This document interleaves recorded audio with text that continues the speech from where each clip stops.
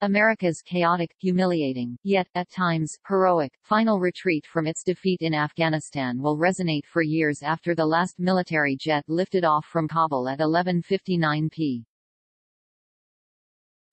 local time on Monday, ending the country's longest war. The departing troops left somewhere between 100 and 250 Americans, tens of thousands of Afghans entitled to protection from former U.S. comrades, and an entire nation to their fates under fundamentalist Taliban rule, along with an even more extreme faction of ISIS. For them, the forever war is far from over, but any sense that the U.S. is free of consequences of a war in which it bled for 20 years is belied by the history of a country that exacts a fierce price from its former occupiers.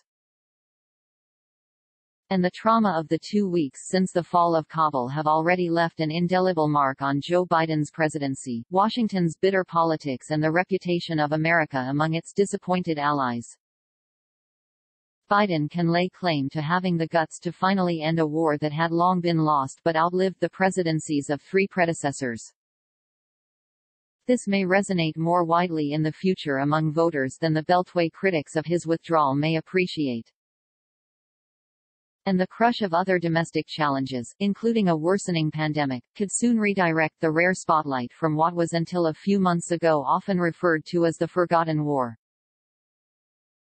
But the pandemonium of the U.S. retreat, a humbling exercise that confounded everything Biden promised about a stable, honorable U.S. exit, stained the aura of competence he sold to the country in the last election and raised questions about his leadership, candor and capacity going forward to quell the nation's multiple crises.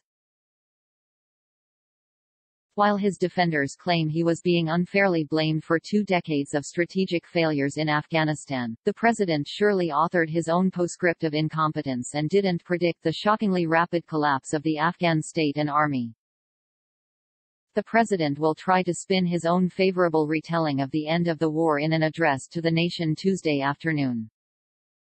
But it was perhaps telling that he left it to General Kenneth Frank McKenzie, who heads U.S. Central Command, to announce the end of the war, and for Secretary of State Antony Blinken to address how the U.S. would still seek to rescue the remaining Americans left behind. Biden, seeking to repair a self-styled reputation for a steady pair of hands, instead sat in front of a bank of TV monitors earlier in the day as he corralled local officials who were dealing with the aftermath of Hurricane Ida. The coming Washington showdown over the war, Biden's Afghan miscalculations, which left U.S. troops relying on their 20-year enemies in the Taliban to secure the evacuation and effectively led to the deaths of 13 U.S. troops in a suicide bombing last week, allowed Republicans to build a narrative of haplessness and neglect they will drive into the midterm elections next year. The GOP charge that Biden left Americans behind could be an incendiary one, given that their chances to leave freely and safely seem remote under the Taliban. And the risks inherent in Biden's promised over-the-horizon anti-terror strategy were highlighted by the deaths of a young Afghan family this weekend in a U.S. strike on what the American military insisted was a vehicle bomb destined for Kabul airport. Yet the last few weeks also showcased the hypocrisy of the Republican Party, which ignored its complicity in ex-President Donald Trump's deal with the Taliban, a folding that set the stage for the current debacle.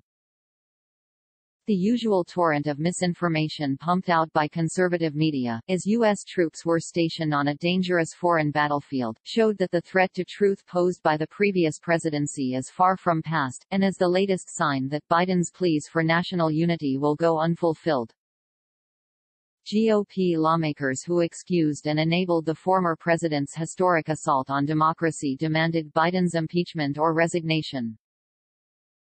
And Trump's own staggering incoherence over the war he boasted about forcing Biden to end shone through in a statement Monday in which he appeared to suggest the U.S. should reinvade to recapture hardware already destroyed by the military. The heroism of fallen troops, but the retreat also showcased U.S. might. That last departing U.S. jet followed scores of previous flights that lifted more than 123,000 Americans, Afghans and citizens of allied nations out of Afghanistan, in an extraordinary operation that seemed impossible only 10 days ago after the collapse of the Afghan government. The 13 U.S. troops who died in an ISIS-K attack perished while giving Afghans and their descendants a chance of life in the U.S. and elsewhere, which will play out over generations. Biden's legacy, however, now risks being damaged by events beyond his control. Not least the fact that when he marks the 20th anniversary of the September 11 attacks next month, the Taliban, hosts of al-Qaeda in 2001, will celebrate their renewed control of a failed state again rife with terrorists. There's an argument that Biden was simply cutting U.S. losses and preventing more bloodshed, heartache and agony by finally ending the war. But Afghanistan's rewind moment also leaves a terrible question likely to be even more acute in coming years if it again emerges as a threat to U.S. security. After the deaths of 2,461 American troops and civilians, more Allied soldiers and many more Afghan civilians, what was it all for? Biden's missteps. In the East Room of the White House on July 8, Biden reported to the country that the U.S. drawdown was proceeding in a secure and orderly way and noted that because of the way the withdrawal was managed no one, U.S. forces or any forces have been lost. By setting this standard for the operation, the president penned himself into a political corner. His harrowing ordeal in the same stately room last week, after the suicide bombing that also killed dozens of Afghans, shattered a White House attempt to spin the withdrawal as a victory. The deaths of the U.S. troops means that any political gloating that Biden might have been tempted to do over ending the war would now seem in poor taste. Even before last week, Biden's conduct had revealed an unflattering side of his character. He declared the buck stopped with him for the chaos after the fall of Kabul, but actually dumped blame almost everywhere else. The depictions of a smoothly running evacuation in Kabul were exposed as false by eyewitness reports of journalists there, including CNN's Clarissa Ward. The president seemed indifferent to the plight of Afghans who had risked their lives as translators and in other positions for U.S. forces and diplomatic efforts. The reputation of a leader who ran on compassion and always leveling with Americans will take some repairing. Biden's defenders also have a point that many pundits who criticized the president were former generals and officials whose own strategic failures had led to the war earning the epithet forever. But the charges that all critics of the withdrawal effort were war hawks proved that media misinformation is not the exclusive sin of the right. Awaiting the judgment of history, the coming weeks are likely to offer an even more unflattering account of Biden's failures than the one that happened in real time. Even Democrats on Capitol Hill seem to have some interest in finding out what went wrong. Biden's recent comment that chaos was inevitable in leaving a war is not only not credible, but it also directly conflicts with his promises of only 6 weeks ago. Among the key questions yet to be answered, why did the president and his administration fail so spectacularly to appreciate the fragility of the Afghan government and army?